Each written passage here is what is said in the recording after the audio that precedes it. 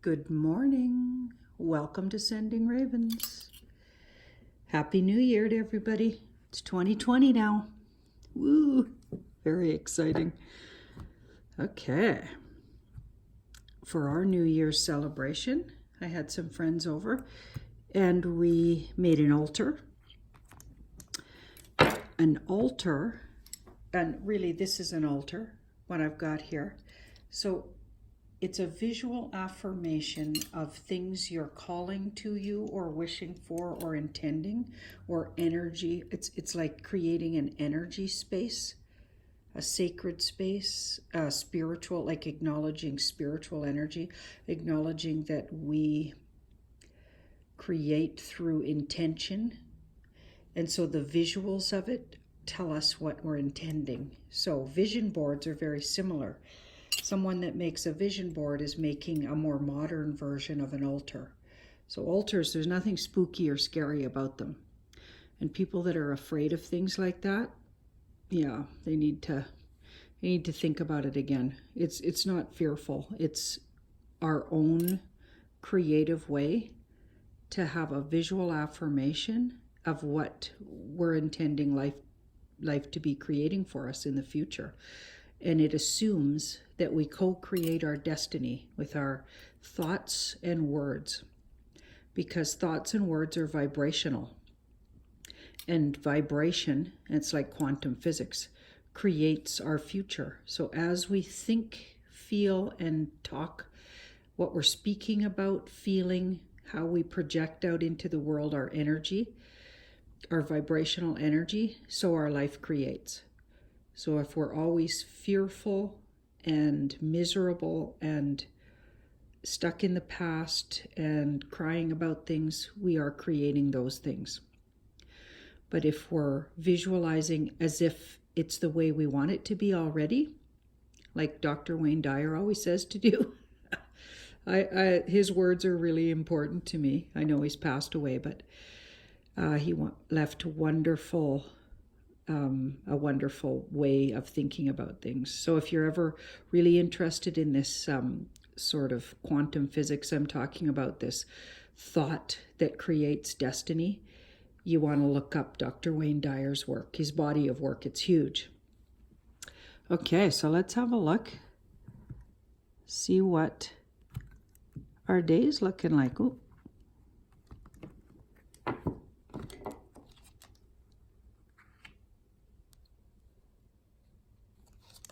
Two of Swords. Sitting on the fence a little with that card. It sits on the fence. So it's, I'm not moving. Maybe you don't know which way to get off the fence here. There's something you might be procrastinating about, or you just don't think it's time to do yet. Coming from a motherhood, so the idea of motherhood, a situation around nurturing or mothering someone, our own children even. Ooh, that incense is just, I love it. Sorry, I just love things like that. Yeah, okay, getting all distracted here. We've got the Death card here. So the Death card, when it's well aspected, is not actually speaking about anybody passing away, by the way. And this is really well aspected here with these cards around it. The cards around it are aspecting it really well. Okay, so the Death card in this case means letting go of something slowly, or slowly changing something, or something's inevitably changing. You know, like sometimes we change our mind about things over time. We change our approach to things over time. It's not an overnight kind of change card, but it is an inevitable change. So there's a situation around us. It involves the nurturing or mothering or some kind of issue with somebody's mother, and or the fact that you are a mother, or the nurturing of a child, something like that. And we've got this Two of Swords. So we're sitting on the fence with the idea of being a mother, an approach to mothering, an approach to taking on maybe the idea of nurturing someone else. Maybe the idea of taking our mother in if she needs looking after. Like lots of people have elderly parents. There could be an issue like that.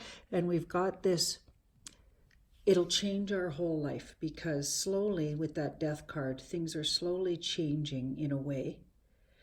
Maybe somebody's thinking about how things are going to change with one of their parents.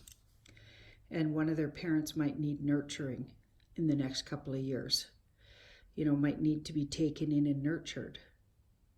There's that kind of energy might be going on here. And it would take generosity and kindness, obviously. You know, it takes, you know, and some people, it's not generosity and kindness. It's absolute duty, and, you know, they need to do it. And other people, they would choose to do it out of generosity and kindness. But however they get there, there's a potential of somebody listening to this reading, sitting on the fence, wondering how they should make some changes, maybe when in regards to their mother, or the way they're doing their nurturing and mothering, how they're handling a situation that involves children or elderly parents. Okay, so here's the near future outcome. So there does seem to be a breakthrough in the situation with that Four of Wands. There's a breakthrough. So even though, so the way will show itself is what I'd say about that, because that's a celebration and a breakthrough. So there's something sorts itself out here while we're busy sitting on the fence going, what should I do? Should I make a move? You know, should I say something? Should I offer my place to my mother or parent? What should I do with this child that needs, you know, that's changing, and the situation around the child is really changing? What should I do? And here we've got, I think with this card here as advice, I think we're really leaving it to the 11th hour to decide. And while we're sitting on that fence and not deciding, the universe takes a step and the whole thing sorts itself out anyway, and then it becomes really obvious. I think our own apprehension and fears around making a decision as to what to say or do about the situation is stopping us from moving off this fence. And while that happens, the universe takes a step and kind of steps in and helps us out here. Surrender to, yeah.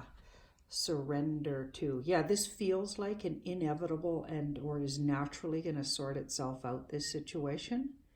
And we're going to have to just react to what the outcome is, because we can't choose or decide. That's what that card's about. It looks like we want to be generous, but we're not even sure, you know, what good we'd be doing or what does that look like. So it feels like this situation that we're in, if it's a little bit complicated, it's going to sort itself out in a way with that surrender. Surrender's always like, something's going to happen anyway. So maybe we just need to react once that something happens. And once in a while, sitting on the fence is a good thing. Not taking action and letting things sort themselves out. They become more clear sometimes, without us jumping in there trying to, you know, control situations. Queen of Wands. Just be honest once something, a path makes itself really clear. If you're on board and that's okay with you, just be honest with that Queen of Wands. You have to really take your own lifestyle and consider your own path as well. Don't leave yourself out of the equation when dealing with situations that involve others, maybe caregiving in this case, the care of others, things like that. Yeah, make sure you're in the equation. People are not more important than yourself. They're equally as important. So if there's a way to sort out a situation that everybody, you know, is taken into consideration and everybody's needs, you know, obviously that's the way to go, right? Not always easy to do, but in this case, it looks like it'll sort itself out. Wow. Well, Happy New Year's on this beautiful New Year's. Well, no, actually, we're the day after New Year's. but we're in 2020, and that's exciting. And send in your ravens.